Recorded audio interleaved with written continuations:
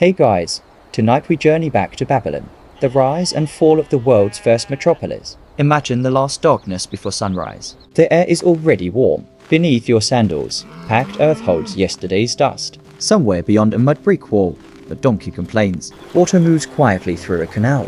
Smoke begins to rise from ovens as families prepare bread.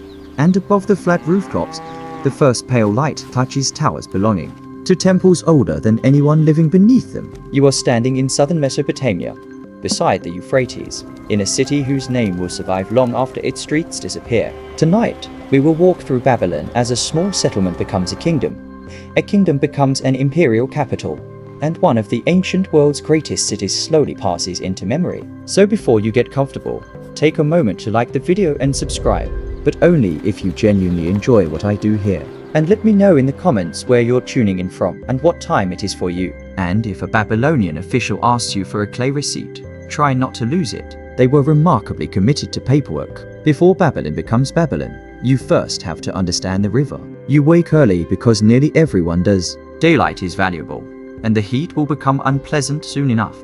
Outside the city, farmers are already moving toward fields divided by canals and irrigation channels. Some carry tools, others lead oxen. The soil beneath them can be extraordinarily fertile, but only when water arrives where it is needed. This is southern Mesopotamia, a landscape made by two great rivers, the Tigris and Euphrates, but also shaped by thousands of smaller human decisions. A channel must be cleared, a bank must be repaired, a field must receive water, a neighbor must not take too much. If the canals fail, crops suffer. If floods arrive badly, homes and fields can be damaged. Agriculture here is productive, but it requires organization. Long before Babylon became famous, Mesopotamia already contained ancient cities. Uruk, Ur, Nippur, and others had traditions stretching back centuries. Writing had developed in the region long before Babylon's political rise. Temples, merchants, kings, craftsmen, scribes, soldiers, farmers, and administrators were already part of urban life. So Babylon was not literally humanity's first city. But over time, it would become such a powerful symbol of urban wealth and imperial grandeur that later generations would remember it almost as the city against which other cities were measured. The settlement itself appears in written sources before its great age. But for much of early Mesopotamian history, it was not the dominant place on the map. Then, in the early 2nd millennium BC, political conditions began to shift. Imagine arriving by river during this period. Your boat moves slowly against a muddy bank. Reeds grow thick near the water. Laborers carry jars and baskets. Fishermen work nearby. Mud brick buildings rise behind them. Practical rather than monumental. The smell is a mixture of river water, animals, damp clay, cooking fires, and humanity living very closely together. Somewhere in one of the buildings, a scribe presses a reed stylus into wet clay. Someone owes barley. Someone has rented land. Someone is purchasing livestock. Someone has married, inherited property, borrowed silver, hired labor, or become involved in an argument that now requires official attention. Clay remembers all of it. That habit of recording ordinary life is one reason we can get unusually close to ancient Mesopotamians. Cuneiform writing was used for economic, political, religious, literary, and administrative purposes, leaving behind records of a society that took accounting with impressive seriousness. By the 18th century BCE, Babylon was ruled by a king named Hammurabi. He was not born ruler of a vast empire. When his reign began, Babylon controlled a comparatively modest kingdom surrounded by rivals. For the ordinary resident inside the walls,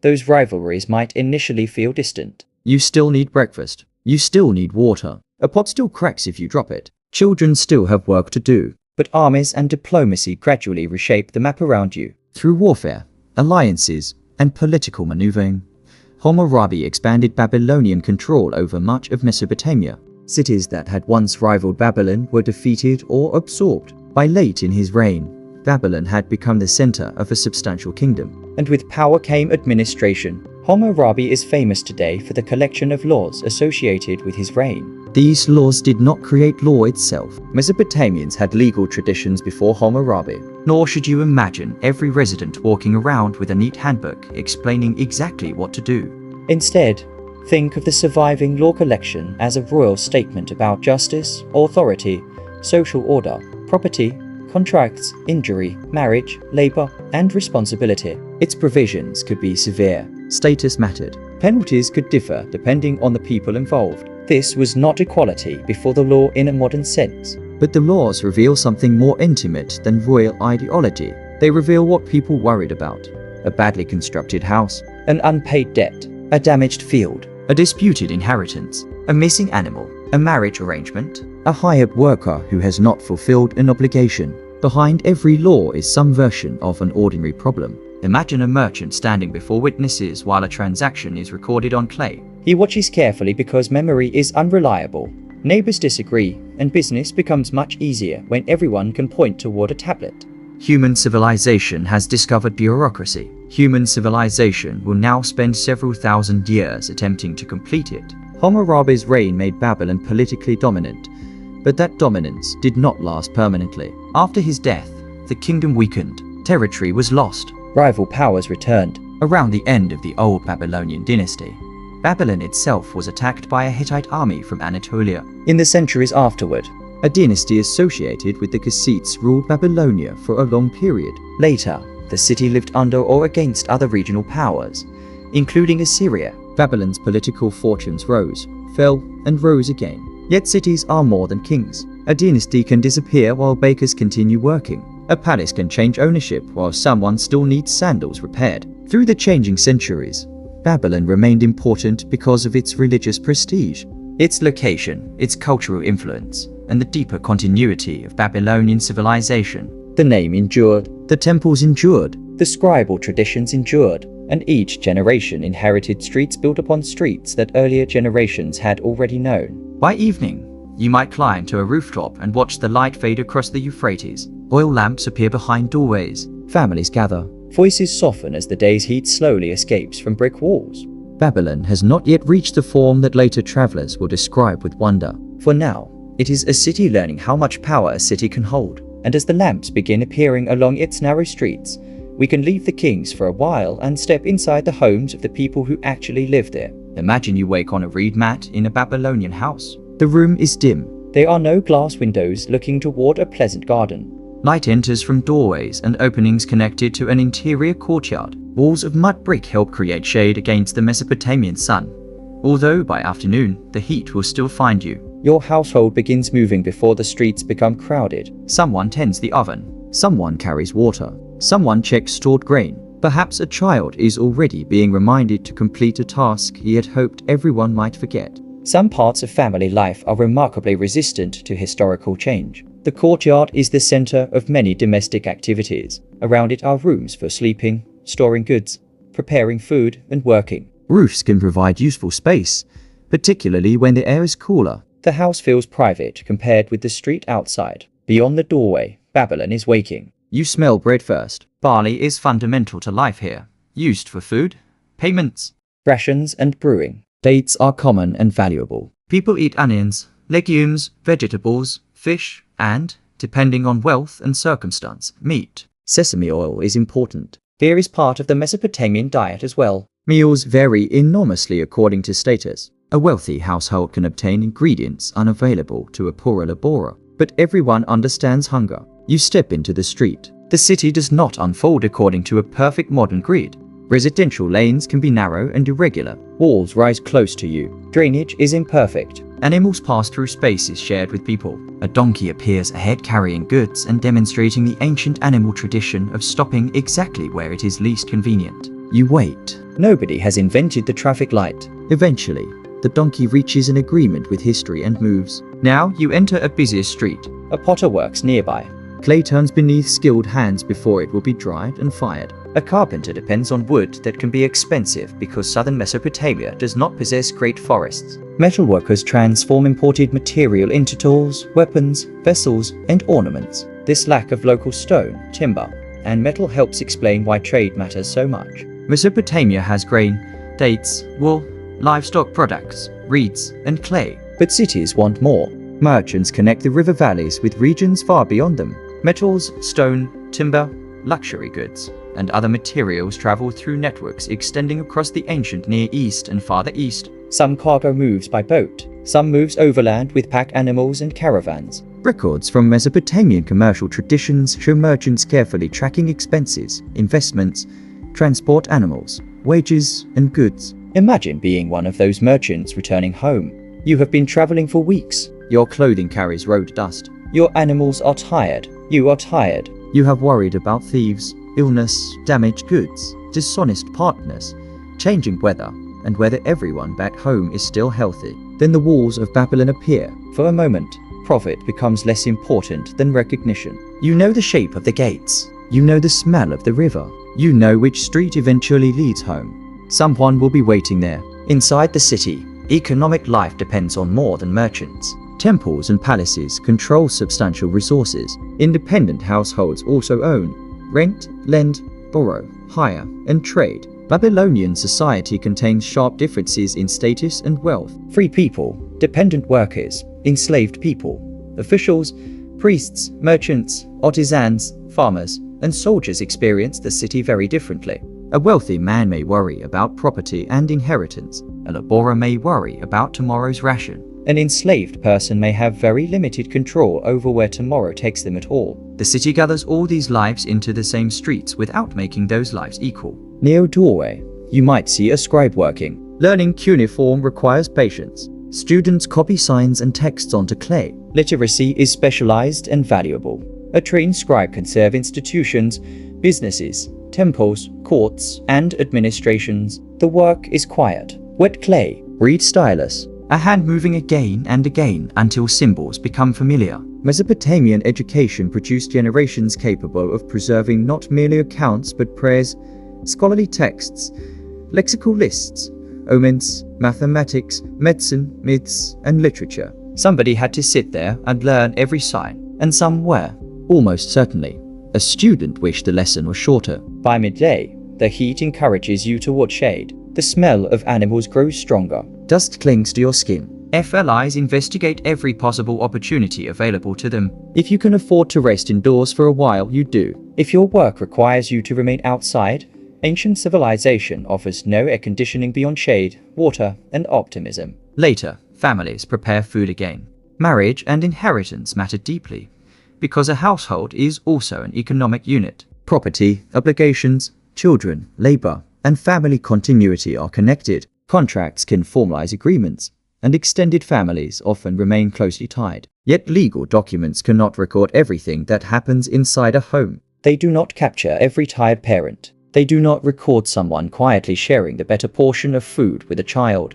They do not preserve every argument that ends when both people become too exhausted to continue. You have to imagine those things carefully, not as specific events we know occurred in one named household, but as ordinary possibilities wherever human beings live together. Religion is equally close. The divine world is not something visited only on special occasions. Mesopotamian communities understand their cities as belonging to gods. Babylon's supreme divine patron becomes Marduk, whose status rises alongside the city's political importance. People make offerings. Priests perform rituals. Families use prayers and protective practices. Illness or misfortune can carry supernatural meaning as well as practical consequences. Mesopotamian religious and magical traditions formed part of how people interpreted uncertain events around them. You might pass a small household shrine and then hear temple activity farther away. The sacred and ordinary occupy the same world. So do anxiety and comfort. At sunset, workshops begin closing.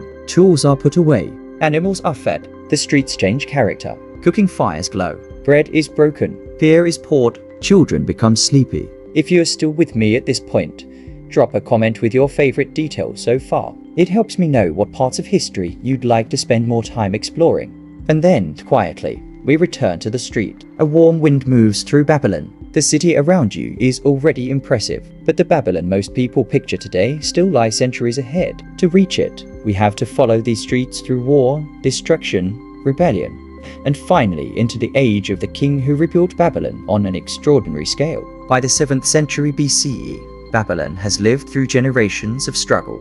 Assyria dominates much of the Near East. Babylon is repeatedly entangled in rebellion, conquest, restoration, and punishment. In 689 BCE, the Assyrian king Sennacherib inflicted devastating destruction on Babylon after another rebellion. Yet the city returned. That fact matters. Babylon was too prestigious simply to erase from political imagination. Temples could be rebuilt. Walls could rise again. Religious legitimacy could be restored. Then Assyrian power itself began to weaken. In 626 BCE, Nabopolassar established a new Babylonian dynasty. Babylonian forces, allied with the Medes and others, fought the Assyrians. Nineveh fell in 612 BCE, and within a few years, the Assyrian imperial system had collapsed. A new empire now grew from Babylon. Nabopolassar's son was Nebuchadnezzar II. He became king in 605 BCE. If you arrive in Babylon during his long reign, the scale of the city begins to overwhelm you before you reach its ceremonial center. Construction seems to be everywhere. Workers carry baskets. Brickmakers shape clay. Kilns produce fired bricks for important structures. Bitumen is used in building. Teams repair walls, temples, streets, canals, and palaces. Nebuchadnezzar's own inscriptions repeatedly emphasize his building projects in Babylon and other sacred cities. Bricks survive bearing stamped inscriptions associated with his reign. You are living inside royal propaganda made from architecture,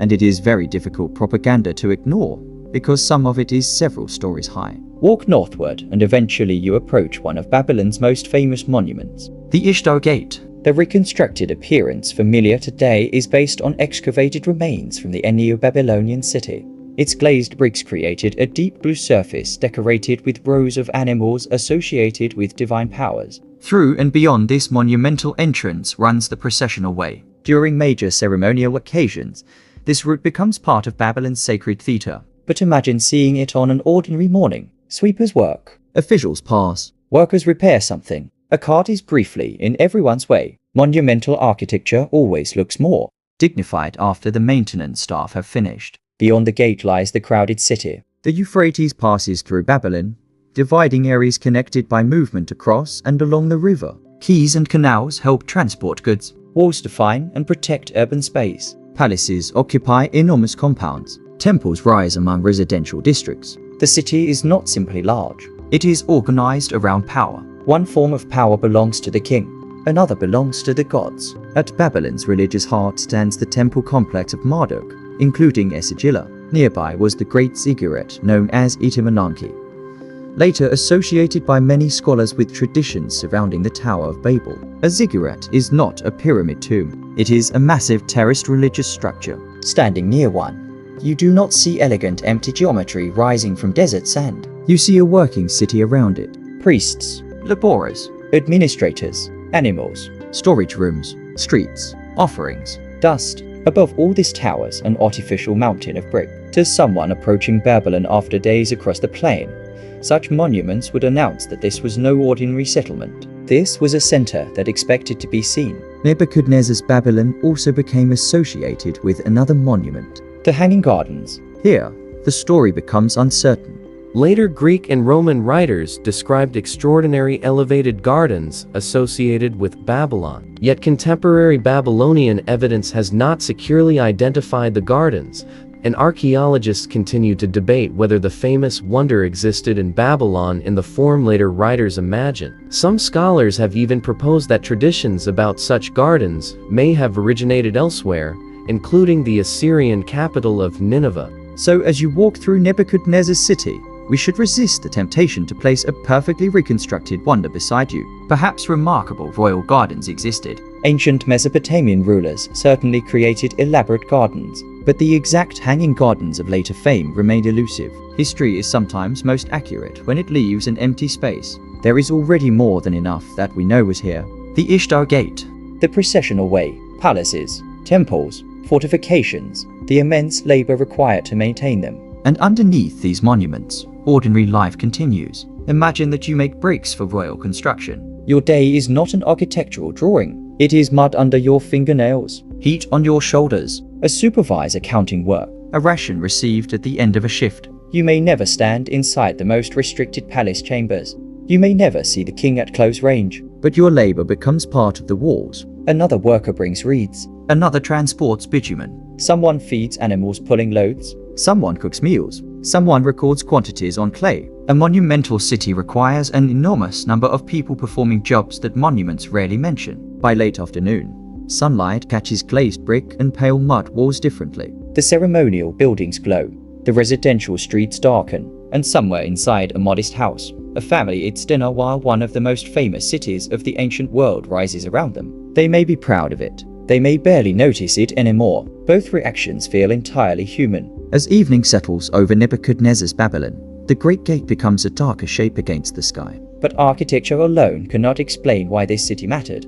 To understand Babylon at its height, we need to walk through it when gods, foreigners, merchants, prisoners, officials, and ordinary families all share the same crowded capital. There are mornings when Babylon feels less like a single city and more like several worlds pressed together. You hear different accents, clothing varies, merchants arrive from distant places, officials move goods belonging to institutions, foreign communities live among local populations, soldiers have stories from campaigns hundreds of miles away. The empire created by Nabopolassar and Nebuchadnezzar extends westward into Syria and the Levant, drawing wealth, tribute, labor, captives, and political problems toward Babylon. Nebuchadnezzar's campaigns are remembered especially because of his wars in Judah. Jerusalem was captured, and groups of Judeans were deported to Babylonia.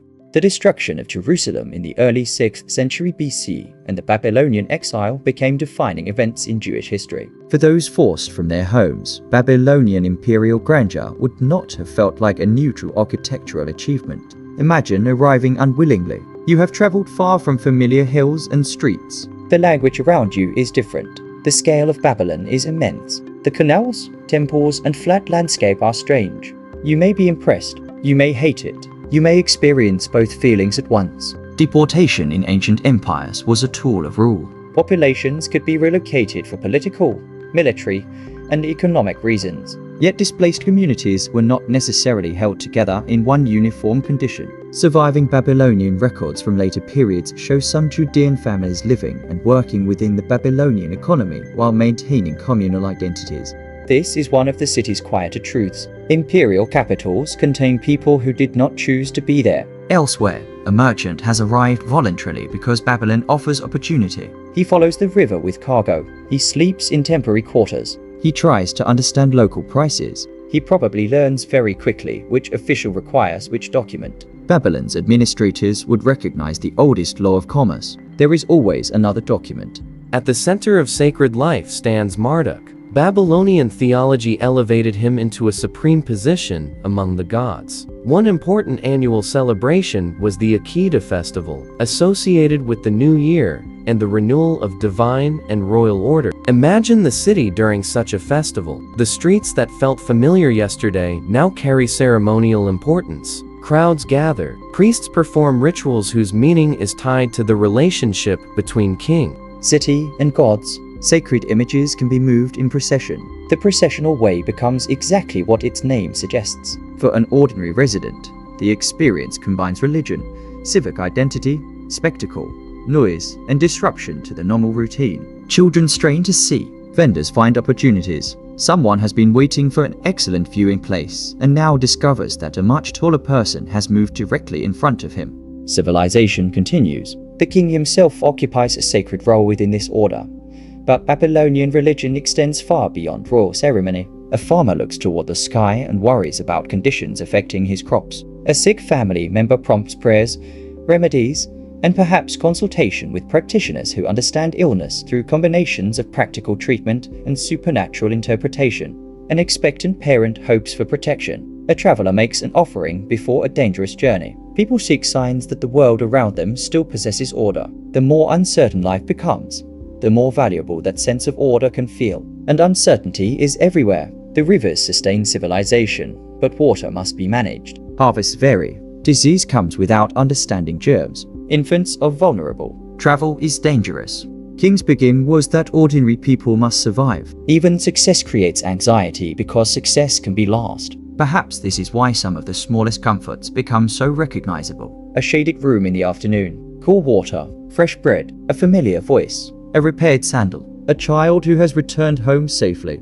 a door closed against the night. Across Babylon, economic institutions connect temple estates, royal administration, workshops, farms, merchants, and households. Texts preserve astonishingly mundane details. Amounts of grain, rent, loans, deliveries, workers, property, dates, silver, animals. The great metropolis survives partly because somebody keeps counting, and while administrators count, craftsmen create. Weavers turn wool into textiles, Potters make vessels used so routinely that no one expects them to survive for archaeologists. Brewers transform grain into beer.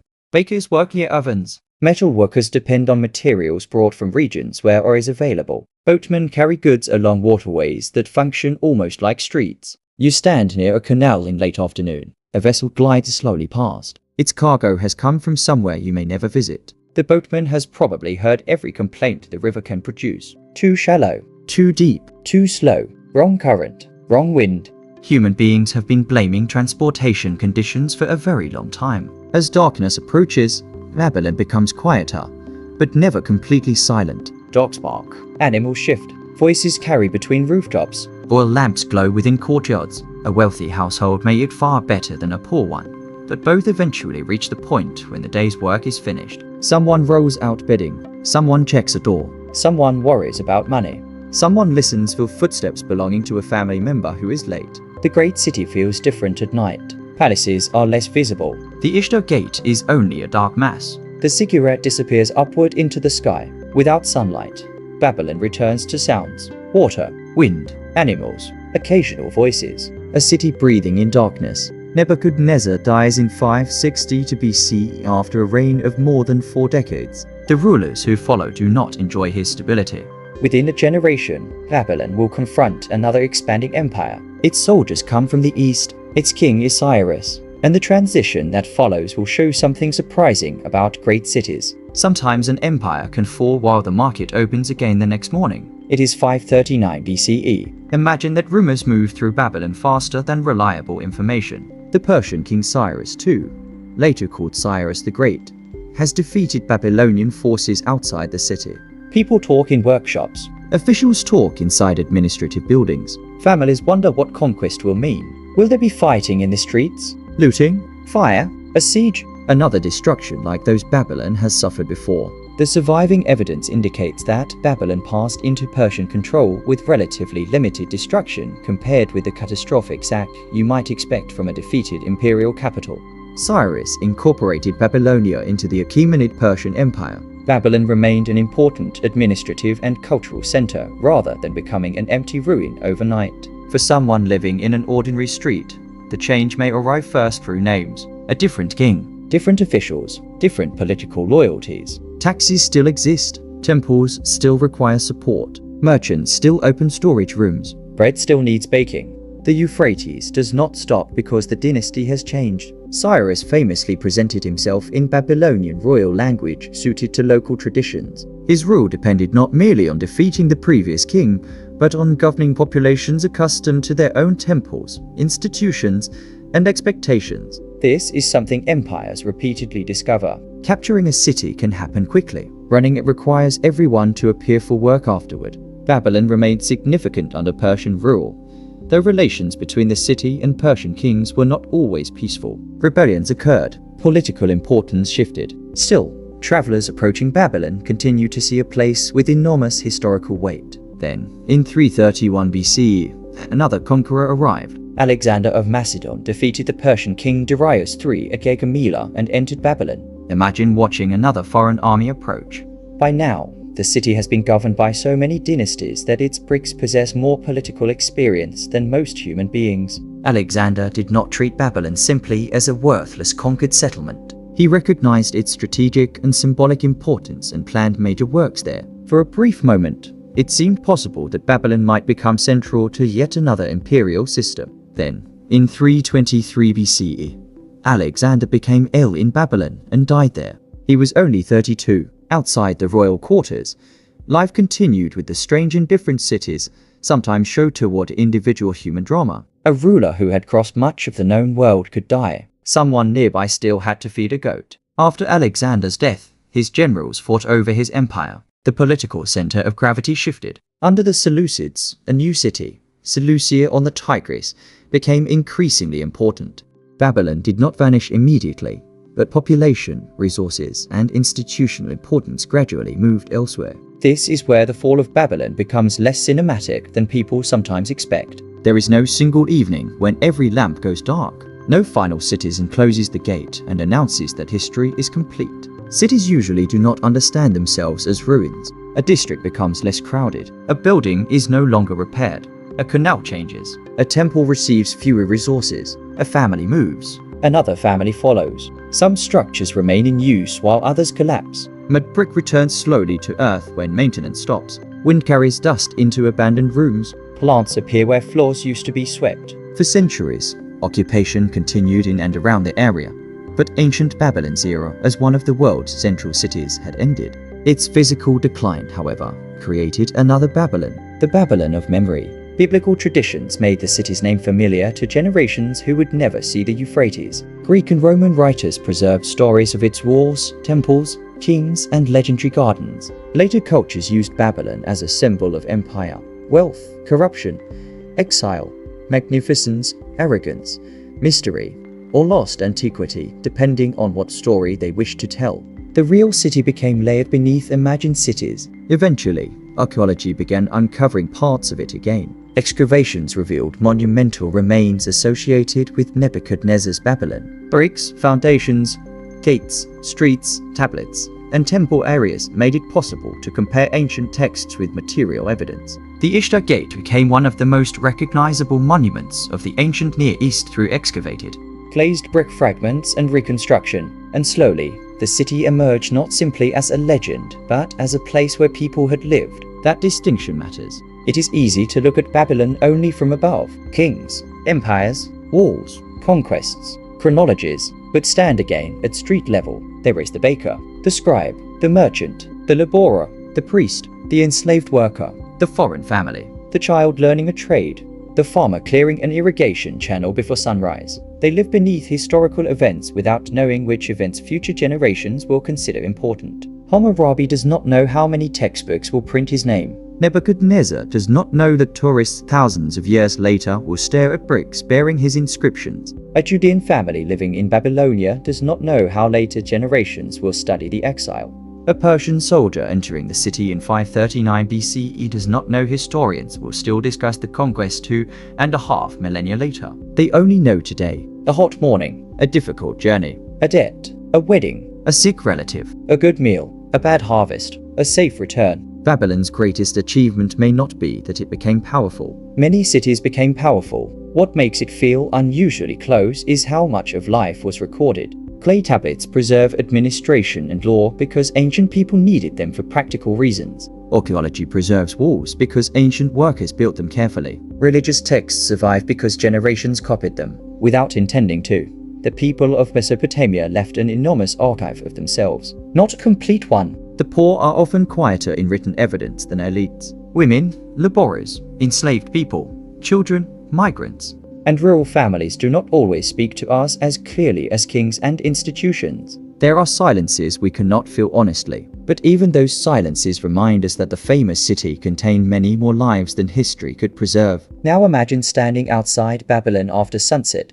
centuries after its greatest age. The ceremonial road is empty. Dust settles where processions once moved. Some walls have collapsed. The river continues past them. You might hear insects in vegetation near the water. There are no royal trumpets, no officials shouting instructions, no crowds pressing toward the gate. Only the landscape. Babylon has returned to something close to the quiet from which every city begins. Yet the name has survived, and somewhere beneath your feet are floors where people once came home tired at the end of ordinary days. So before we leave Babylon, imagine one final evening beside the Euphrates. The heat is fading. A family finishes its meal in a courtyard. A merchant checks that tomorrow's goods are ready. Somewhere, a tired worker lies down after carrying bricks all day. A mother listens for a child in the next room. An animal shifts in the darkness. Water moves gently beyond the walls. Kings have built monuments above them. Armies have crossed their country. Gods have been carried through ceremonial streets.